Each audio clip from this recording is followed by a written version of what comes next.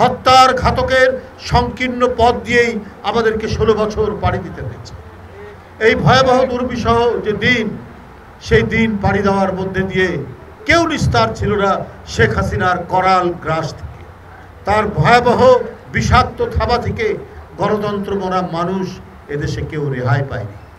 বন্ধুরা আমার, এই 16 বছরের নিরন্তর সংগ্রামের মধ্যে দিয়ে, রক্তাক্ত আন্দোলনের মধ্যে দিয়ে এগিয়ে চলেছে।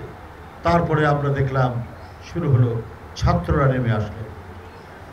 সবচাইতে বড় গর্বের কথা, আমরা অত্যন্ত গর্বিত আমরা এই অঞ্চলের মানুষ হিসাবে, যে তার শার্টের বোতাম খুলে আইন শৃঙ্খলা বাহিনীর তাক করা ব্যারেলের দিকে বুক চিতিয়ে দাঁড়িয়ে নিজের জীবনকে আত্মদান করলেন আবু সাইদ, যার সূচনা হয়েছে এই রংপুর থেকে। সেই আবু সাইদের আত্মদানের মধ্যে দিয়েই শুরু হয়ে গেল সারা বাংলাদেশে এক তুমুল ঝড়, আন্দোলনের ঝড়। আমাদের কাছ থেকে আরো অনেক তরুণ ছাত্ররা হারিয়ে গেল।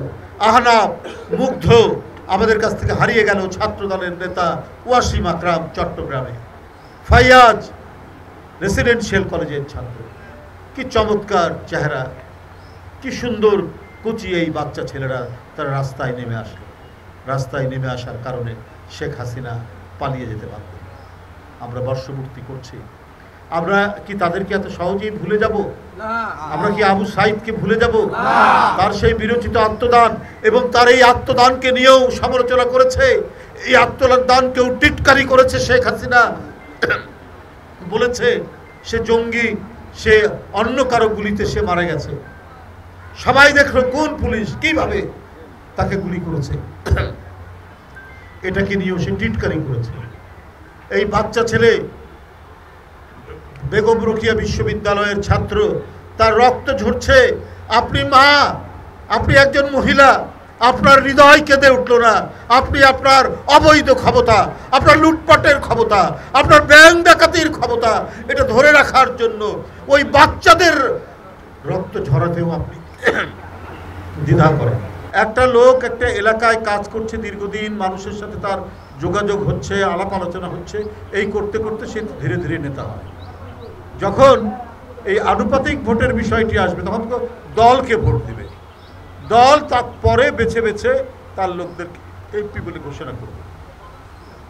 তাহলে তো আরো বেশি স্বৈর শাসনের দিকে ঠেলে দেওয়া হবে।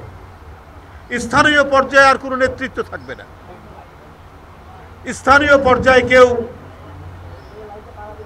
আর নিজেদেরকে গড়ে তুলে একটা ক্যারিয়ার তৈরি করবে, সেটি তো করতে পারবে না।